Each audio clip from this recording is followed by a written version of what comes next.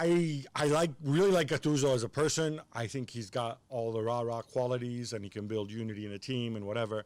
But I just want to underscore what the turnaround was, because when Gattuso came on and replaced Ancelotti, he was making a fraction of what Ancelotti made. Yeah. It was a moment when it appeared certain that Ciro Mertens was going to was going to leave, and Callejon as well. Now Mertens has signed a new contract; he's staying.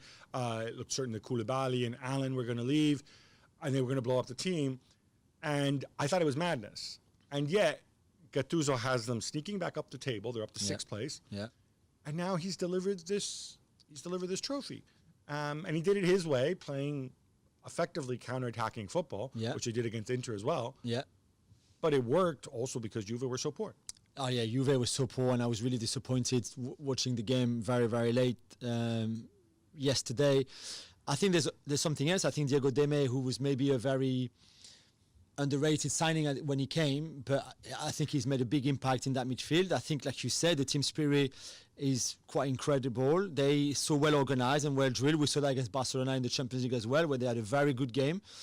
And Gattuso maybe is proving us all wrong in the sense that even tactically, I think he's improved if you compare it with this time at Milan, and that he can very much be pragmatic now when he wants to, and be able to tactically find the answers to whatever the opposition brings too. And I was really impressed yesterday. Well, let's be clear, they played well. Yeah, no, they won it on penalties. They were mostly counterattacking, but they did create the two best chances of the game.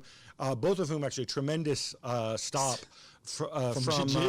from former Paris Saint-Germain goalkeeper Gigi Buffon, who at 42 years of age, and as Juve's backup keeper, of course, he was by some distance, I think, Juve's man of the match. Yeah. This could have gotten a lot uglier before that, because imagine they score and then Napoli hit them on the counterattack because Juve have to throw the kitchen sink forward. So what was the problem then? Is it really, we know how important midfield is for a Sarri team, for the way he wants them to play. Is that because he doesn't have, yesterday Pjanic, Bentancur and Matuidi were the three. He had plenty of other options on the bench. Ramsey came on, etc. Bernardeschi came on. Is it because the front three, when Dybala and Cristiano play in that way, it doesn't work out? What is it? What's the main issue for you? I think it's both. Juve were awful, I thought, against Milan. Yeah. Against 10-man Milan for 70 minutes. And they were poor again last night. I think certainly the midfield is a big issue. Pjanic isn't quite right in this moment. But that doesn't change the fact that Bentancur and Matuidi necessarily need to be poor too. Both were disappointing. A lot of the focus is going to be on the midfield. A lot of the focus is going to be on the fact that all these free transfers where you thought you were being so clever, instead of paying a big transfer fee, let me go and give a big chunk of cash to the agents who deliver the players. Rabiot, Ramsey was injured. Oh, there's a surprise. When he's there, he doesn't really move the needle much anyway. So obviously midfield is an issue. And midfield is, like you said correctly, it's critical to the way a Sarri team plays. I've never seen a Sarri team with such slow build-up, and really slow for no reason. These are perfect. It wasn't a great game. It wasn't a high-paced game, but how about you speed things up? I agree. This team looks so different from not just Sarri's Napoli, but Sarri's first Chelsea team. But then there's no escaping that the front three is an issue. As he said, Cristiano Ronaldo at center forward, especially in a game when you have 70% possession, makes no sense whatsoever, because you don't want to have Cristiano have to go in a physical battle with Koulibaly all game long. It's not that he can't do it. It's just that he's not going to be as sharp. You're not getting the best out of his skills. He played center forward at Manchester United sometimes when, 10 years ago, or even more than that. Yeah, more than that. It's just not fair to him. He had a poor game, and it just completely messes up the front three. I think the logical solution would have been to play, and we said this on the Serie Awesome podcast, play Cristiano and Dybala in a two, and then play Bernardeschi behind, for example. But then he clearly doesn't trust Bernardeschi either.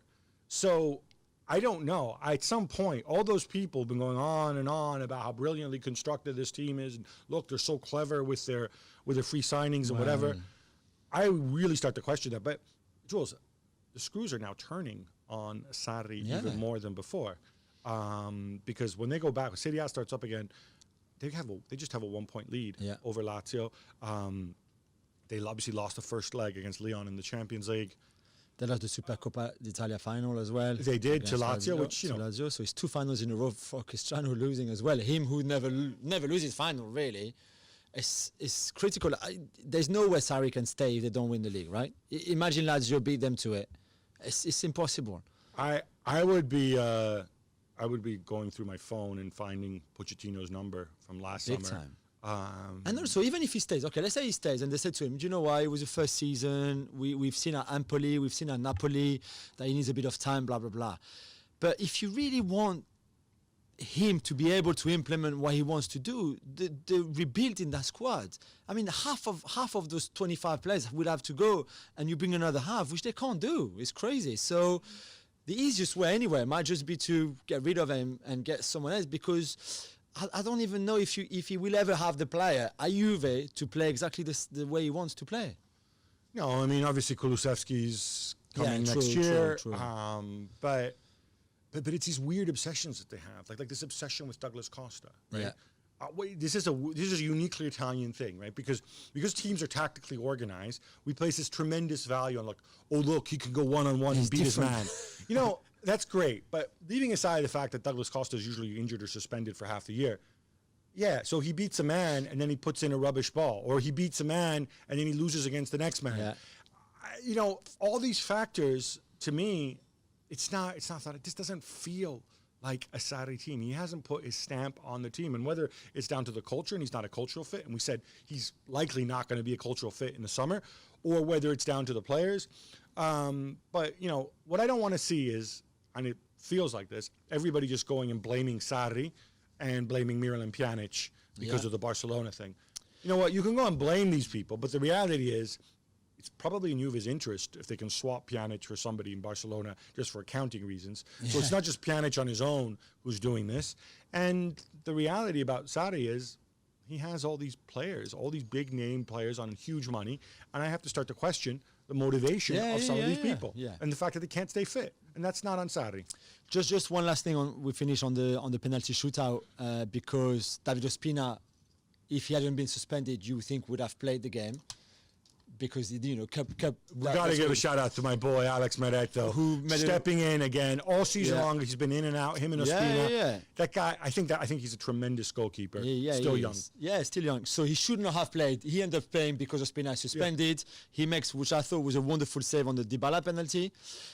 I mean, Danilo. I've got no words for Danilo. I mean, it's just the whole attitude, the run-up to the penalty, the way he blasted over the bar. I mean, I don't know. But you know where I've gone? By the way, Danilo is the epitome of what we're talking about. Oh, veteran, big-name player. He played for City and Real Madrid. Oh, and look, we can swap him so that, you know, accounting-wise, it'll make even more sense.